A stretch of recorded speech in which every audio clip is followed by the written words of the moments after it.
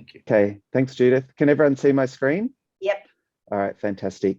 Thank you, Adam. I think everyone should be aware that Adam's a bit of a legend in the Australian loyalty industry. He's For Love or Money, as he said, it's coming into the 10th year now, and it's the only long-term research study of the loyalty industry. And he's done a really great service to the industry by doing that. So it's good to acknowledge that, I think.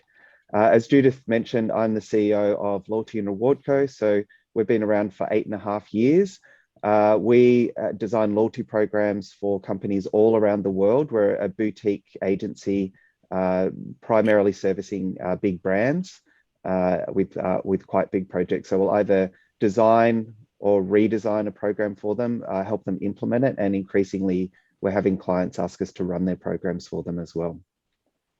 I'm going to give you 3 insights today, which I hope are valuable for you to take away and apply to your businesses. The first one is make sure that the loyalty program that you choose for your business actually fits your business. When we talk to clients about what type of loyalty program that they want, mostly what we hear is, I don't know, maybe points. And what we realize is that most companies thinking about a loyalty program just haven't had the exposure to the vast range of variations of loyalty program designs that are available. And there's quite a lot of them. So if you think about the humble coffee card, there's a lot of companies that are using that, and there's more advanced variations of that, such as used by companies like hotels.com. There's different types of currencies, such as points, miles, cryptocurrencies, or all sorts of things as well, used by Flybys and Everyday Rewards. There's status tiers, which is used by companies like Qantas. Member benefits programs. So often their company won't have enough value within their business to be able to deliver something meaningful back to the customer. And so they engage third-party companies to do that. So a good example is Optus Perks or Telstra Thanks, HCF Thanks, those types of programs where they generate partnerships with cinemas, with gift card providers, that type of stuff to provide value. Programs often provide discounts. So Baby Bunting, if you join, you get 10% off everything that you spend. Or they might provide credit. So when you spend, you earn a credit into your account, which you can redeem on your next transaction. A good example of that is Uniqlo. So you go in, you spend $50 and they'll give you $5 credit, and then you can redeem that on your next visit. Referral programs are very popular. Generally, these are woven into a wider loyalty program design, but they might also be standalone. Tesla is very famous for using referral programs to build out their network. You probably have all come across Uber's referral program as well. Surprise and delight can be used very effectively as well. Once again, this generally isn't something that is a standalone, but it is woven into lots of loyalty programs. But the Waldorf Astoria in New York uses this very effectively in order to provide customers with bespoke surprise and delight treats in order to make them feel like they're the center of the universe. Gamification is used increasingly. There's some really amazing gamification type approaches out there. Typically, gamification is used to help stimulate non-transactional behaviors. So sharing on social media, filling in a profile, completing a survey, those different types of things as well. And finally, merchant funded is a really big mega trend that's happening right across the loyalty industry at the moment. Gary Cobain from PocketPal is on the line today. He has a company that provides card linking capability. So this is where a brand provides the opportunity for a customer to take a credit or debit card out of their wallet and register it. And when they go and spend with a participating merchant, they'll earn cashback or points for that transaction. So that whole area is absolutely about to boom in Australia at the moment. If you want an example of that, look at CBA, look at Cash Rewards, all the banks, the telcos, the big loyalty programs are all moving into this space. So in summary, if you're thinking about a loyalty program, you need to do a lot of thinking about what loyalty program is going to work for you. And it might be one of these, or it might be a combination of them.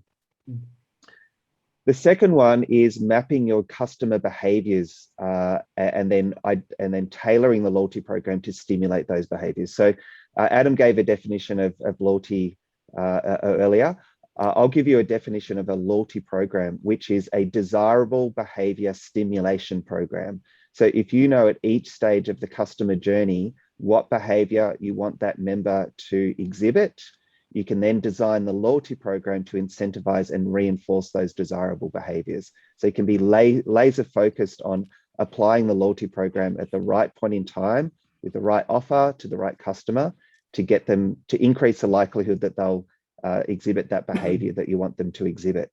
So I've got a bit of an example in here of a design that we did for one of our clients recently.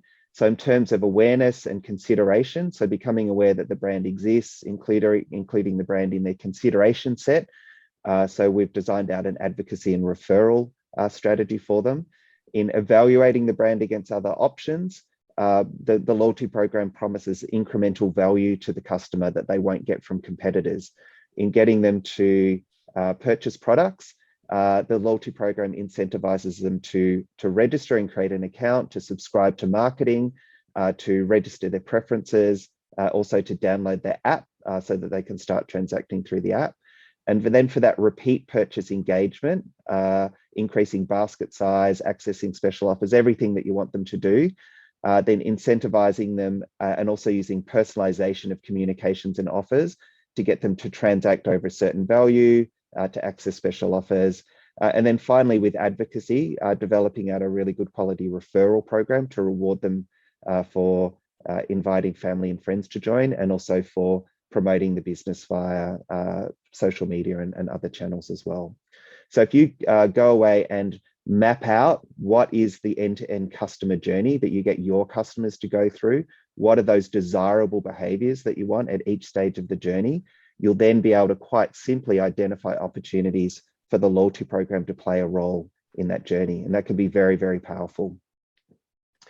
Finally, in order to achieve sustainability of the loyalty program engagement over time, you need to deliver meaningful value. So Adam talked about money and he talked about love. This is talking about the money side of things. People will engage with a loyalty program because they perceive they're going to get value out of it, and they'll continue to engage with it because they perceive that they are getting value out of it. Now, some companies are better set up to deliver that value than others. What in loyalty, we talk a lot about efficient rewards. An efficient reward is one where it doesn't cost you much, but the member values it greatly. So the best examples of that in loyalty are an empty seat on a flight that an airline can give to a customer without costing them very much, an empty room in a hotel that the hotel can give to a member without it costing them very much. Within cinema, giving away free movie tickets or giving away candy bar items where there's really, really significant margins. So it's worthwhile having a think about, is there efficient rewards available within your business that you could give to members as a reward that isn't going to cost you very much, but they're going to value very highly? There may be, and if there is, you've got a really good foundation there to develop a very good quality loyalty program. If there isn't, then you may need to think about other areas that you can get access to that value, which might include looking at other companies that you can partner with in order to deliver that meaningful value that's going to drive that long-term engagement. That's everything that I had to cover today. I could talk like Adam about loyalty for days, so 15 minutes is definitely not enough. But if you want to know anything about loyalty and everything about loyalty, last November, I launched a book called Loyalty Programs, The Complete Guide, which is the most definitive guide about loyalty programs available on the planet. You can purchase it on Amazon and it will tell you everything that you need to know. It includes covering off all of those loyalty program designs with good quality case studies as well. So if you want to get a good understanding of the types of loyalty programs that might be suitable for your business, then chapter 7 of the book will cover that off in great detail as well. So thank you very much for your time. Phil,